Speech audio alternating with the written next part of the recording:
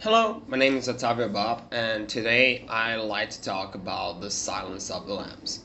More specifically, I like to talk about the representation of Buffalo Bill, how he is, in fact, basically a representation of a trans person, and a very damaging representation at that. But before we jump into it, let's talk a bit about the movie itself because the movie doesn't focus too much on Buffalo Bill. In fact, we're gonna slowly find out who he is throughout the film. And the main drive of the movie is how Agent Sterling, she is in a space filled with men. She is really battling sexism, and meanwhile, she's trying to find the serial killer of women. When you watch the film, you get the feeling that the lambs that are being talked about are often like women being used by males. And the way Buffalo Bill treats women is seen as part of the whole system that's also treating Starlin so badly. Women suffer on the workplace, they suffer on their daily lives, and then they might even be murdered. Fairly early in the narrative, we discover that Bill stopped one of his victims with the cocoon of a moth. As Sterling brings this up to Hannibal Lecter, the great, the, the great psychiatrist and cannibal, we this Hannibal states that the killer is obsessed with transformation. And this is where we get the first sign that Bill actually wanted to transition to do a surgical transition. We'll later find out that Hannibal was formerly the psychiatrist of Bill, and he knows a lot more about the killer than he's letting on. Hannibal states that Bill believes himself to be a trans woman, but that he's not a true transsexual.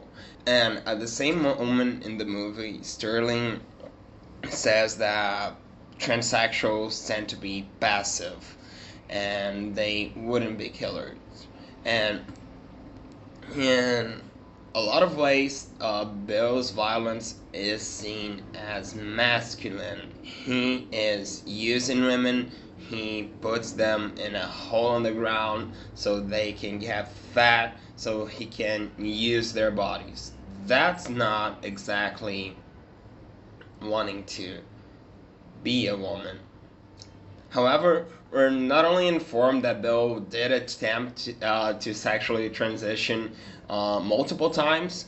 He went to multiple different hospitals. Right at the end of the movie, we're also shown him just dressing up in female's clothing. I believe he seems to be using a wig crafted from the bodies of his victims.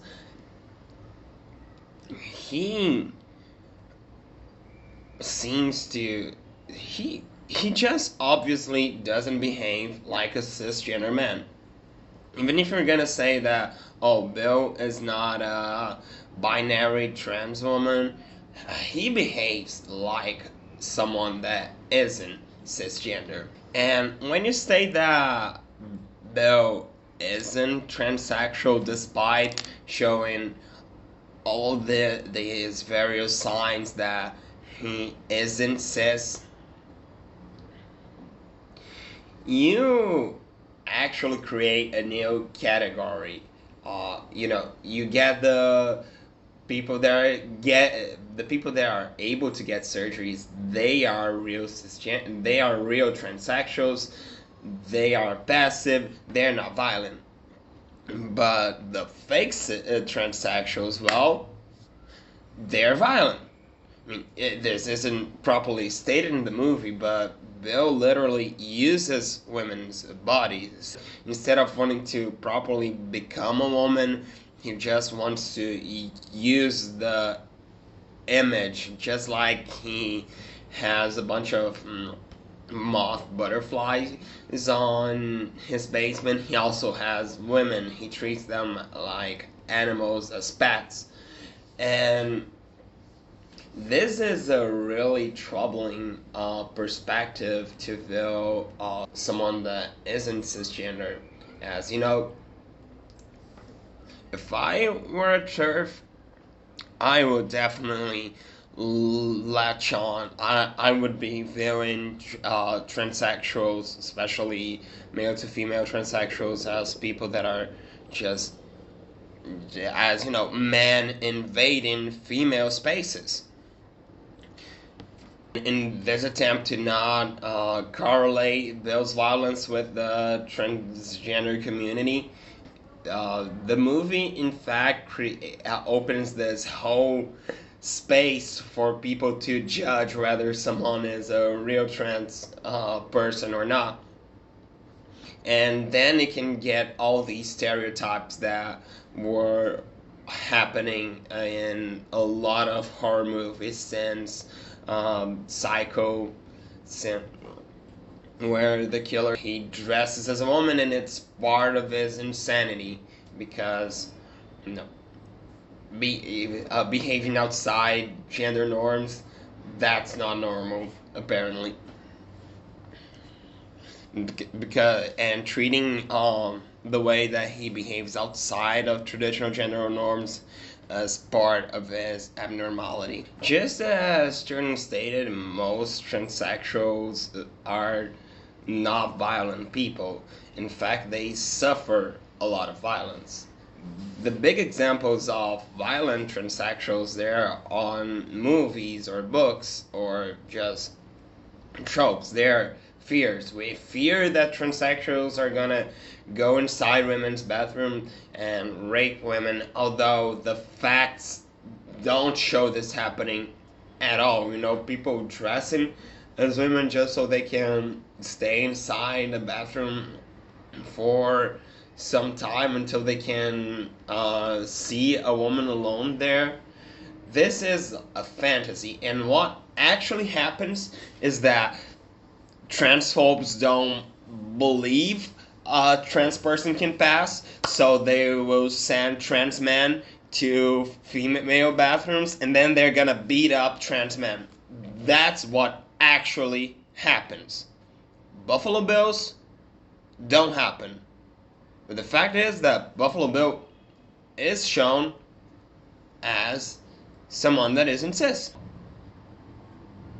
Basically, he's a representation of a non-binary serial killer, and, well, there's nothing inherently wrong with having a serial killer that is non-binary. Even someone whose gender identity is somehow correlated to his murderous actions. The problem is, the film only shows cisgender perspectives.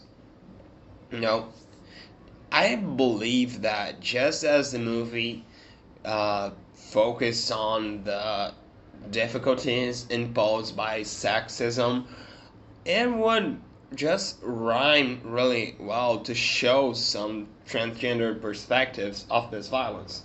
And, you know, trans women, they very much face sexism, they face violence from males, and they also face violence from society. So the real sin of the movie is just not depicting trans people, especially trans women, who are these passive or at least non-violent, which both abhor Bill's behavior and are afraid of violent men or people. You know, when a husband does a violent act, when he murders his wife, when just a cisgender man kills a woman, we don't start saying that he's not a male, that he's not cisgender. You know, just the idea of it barely makes sense. Well, we're gonna turn him trans because of it, but, you know, focus on that. Why would a trans person killing women make them not trans? What does this have to do with their gender identity? Bill very much, by not dressing as a woman on his daily life and just by the way that he treats his victims, he isn't just using dresses, he's dressing in a bodysuit. That shows that he isn't a binary trans person. Nevertheless, he isn't a binary cis person either. And the idea of a fake transsexual is even more damaging than just having a transsexual serial killer.